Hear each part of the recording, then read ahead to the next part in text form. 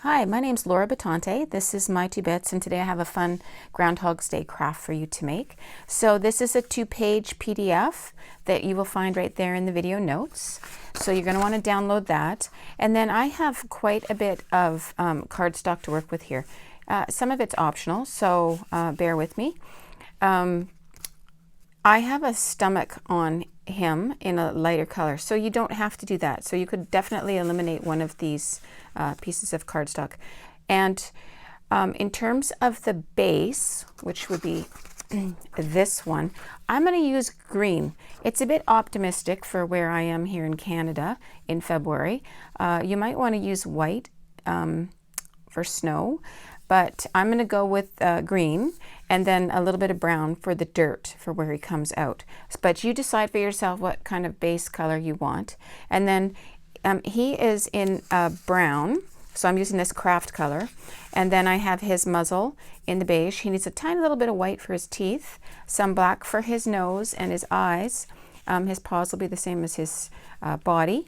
And then I think that's it for cardstock. Then we need glue and scissors and an X-Acto knife just to trim the slot in the card. I have my little hole punch for eyes, but again, as always, you can just draw those on with a Sharpie, no problem with that. And I am also going to use a little bit of a foam dot. Now you've seen me use these before, and that's what that looks like.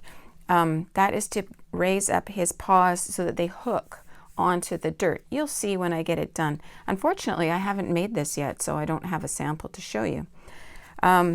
But you can also just use a little chunk of cardboard and just glue it on the back. No problem. But we'll talk about that when we get to it. Okay, so the first thing that we're going to do is cut out all of our pieces, and then we will meet back and put it all together. Okay, so 2 quick things. First off, I did forget to mention paper clips. I love paper clips because they're so readily available, and they're just great for holding your template in place while you cut it out. And the other thing I didn't mention was the shadow color. Because I'm doing my background in green, I'm going to use a darker shade of green for his shadow, but you can do whatever you like. You can use black or gray or a really dark brown, whatever you like. So I have all of my pieces cut out now, and I am just going to prep the base. So if you want it to say Happy Groundhog's Day on your actual piece, then you need to run this through the photocopier with the PDF. But if you don't care one way or the other, then don't worry about it. So I would recommend, again, using some paper clips to hold your stencil in place while you do this cutting. And then if you're not allowed to use an X-Acto knife, then find someone who is to help you out. Otherwise, we're just going to trace along this line. Just go slow and steady. You don't have to push super duper hard. And there we go. And that is just the slot for him to slide in and out of. All right, and now we will start putting our groundhog together. So when you were cutting this out, you may have found that cutting out the ears was a little bit tricky, and that's true, they are, because they're a little bit small. If they don't turn out exactly the same, that's okay, it doesn't matter. It actually gives him character. And if you don't like that, you can always cut right across the top here and then cut yourself out a couple of little ovals or something if that makes it easier for you. Okay, so you can see that I have just sort of laid him out here before I actually start gluing anything down. First thing I'm going to do is the muzzle. We want to get all of the big components sort of put together first. So just going to place that up at the top, and then I have his teeth here. And you can make your teeth as long or short as you want. If you think it's funny, if they're uneven and kind of crooked, then you do that. All right, and now I'm going to actually while I have this sitting here, I'm going to place my tummy. And again, this is optional. You don't need to do it.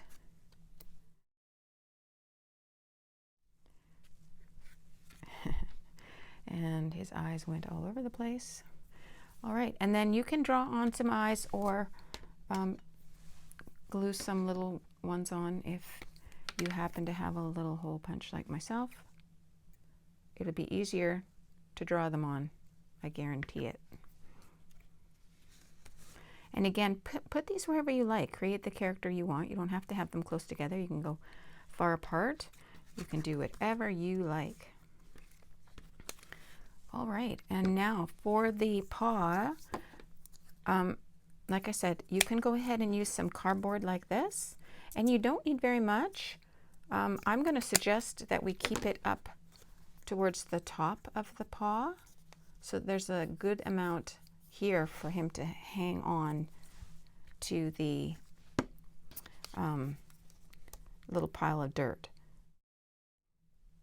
And you could, if you wanted to, you could draw little lines on here before the little paw lines if you want them on there. I haven't decided yet, so I'm leaving them off for now, but I may well go back in and do it after. But it'll be definitely easier to do it now. And you do want to try to get those about the same height so that he's not in there crooked. And we can just test that right now. There you go. So you can see how that works. And then all we're going to do is we have to put our dirt on to make it look like he dug his little hole. So there you go. So I'm just going to put some glue on here, and I want you to be very careful when you're gluing to not, glue over the hole. So I'm just going to put my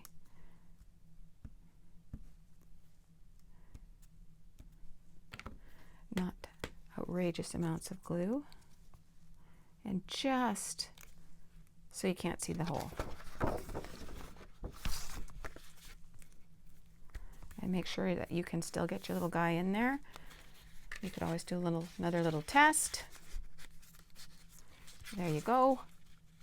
And then you can slide his shadow in, and you can attach his shadow if you want, or you can just kind of hide it in there behind him and then pull it out. Okay, so I did decide to put some lines on. I'm just using a little gel pen here, just to give him a little bit of detail, and I think I will give him a little highlight on his nose as well. And there we go. You could do his ears, you could give him little pink cheeks. You can make this groundhog your own. The one other thing that I'm going to do is I'm actually going to glue the edge so that he's sort of all contained. There we go. So stick him back in so he can hang on. And there's his little shadow.